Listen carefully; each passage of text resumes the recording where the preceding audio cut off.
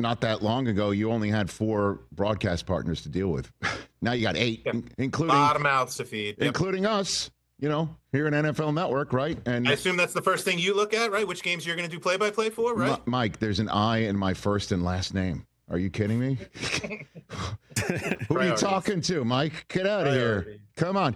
But when you talk about these games and the mouths to feed, how much does RG1 does put of his thumb on the scale? Because obviously, he runs essentially an organization that is a partner, a broadcast partner as well.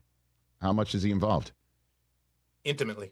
He trusts the team. Obviously, Howard Katz ran this process for 20 years, really kind of did a lot of it in his head. Wow. Hans Schroeder took over a couple of years ago as Howard transitioned to eventual retirement. I hope he's not gone forever. I hope he'll still take our calls. But Hans has been a little bit more data-driven, a little bit more analytics-focused, and kind of like with that Thanksgiving game, why do it the same way you've done it year after year? Why not try to innovate a little bit, try something different?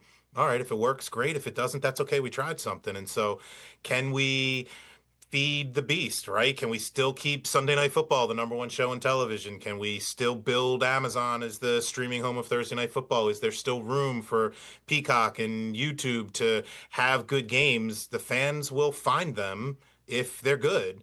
And that's sort of been the mantra these last couple of years. The London and the Europe games, they're 9:30 in the morning here in the East Coast in this country. So it's not necessarily all about the television viewership.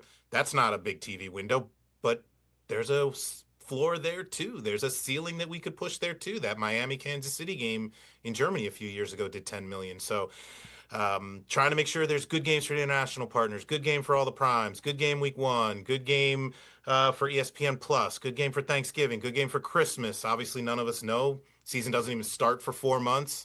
The December games don't roll around for 7 more months. So we're all just guessing. But there was enough good inventory this year that felt like for all the mouths we had to feed, we had enough nourishment for everybody. We'll see how it works out. When I spoke to you last night on the NFL Network schedule release show, you said, I'm just getting through.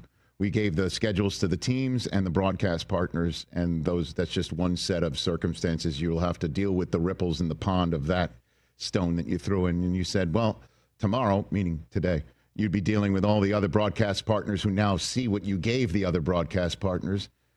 Are you through those phone calls now, Mike?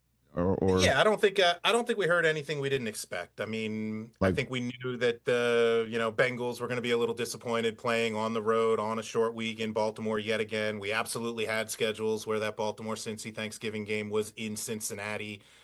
This just happened to be the one that got to the commissioner's desk and got his stamp of approval on it. From a broadcast partner side, like we said, they all looked at their schedules and said, hey, looks great. And then they saw everybody else's. And now, NBC saying, wait a minute, why did ESPN get Eagles Packers? Or Amazon is saying, why did Fox get Philly Buffalo? We wanted that for Black Friday. Hans always says, focus on what you got, not what you didn't get. And sometimes we have to remind everybody of that. Mm-hmm. And then what are the anomalies that you wish you could have avoided, but you couldn't with these schedules? What are the ones where, I did see the Ravens are one of 3 teams that have 3 straight road games, but that's surrounded by 2 different 3-game home stands. And it starts in week 5 with the 3-game homestand wrapped around a bye, then 3 in a row on the road, and then 3 more in a row at home before finishing with 3 out of 4 on the road.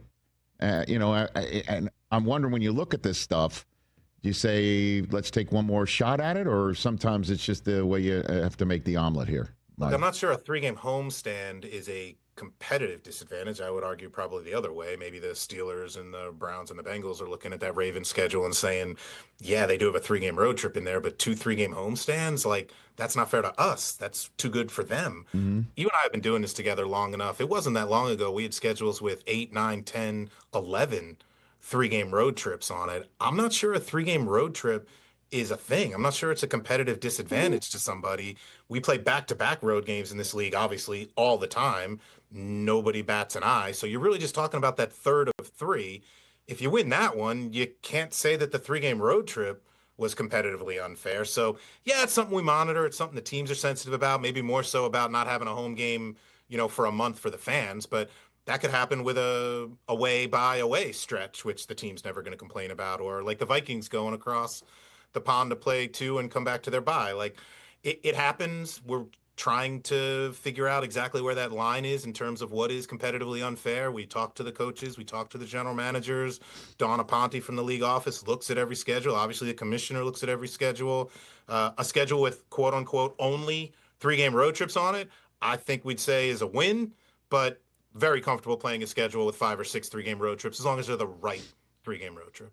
Catch the Rich Eisen Show live weekdays from 12 to 3 p.m. Eastern on Roku Sports Channel in the U.S.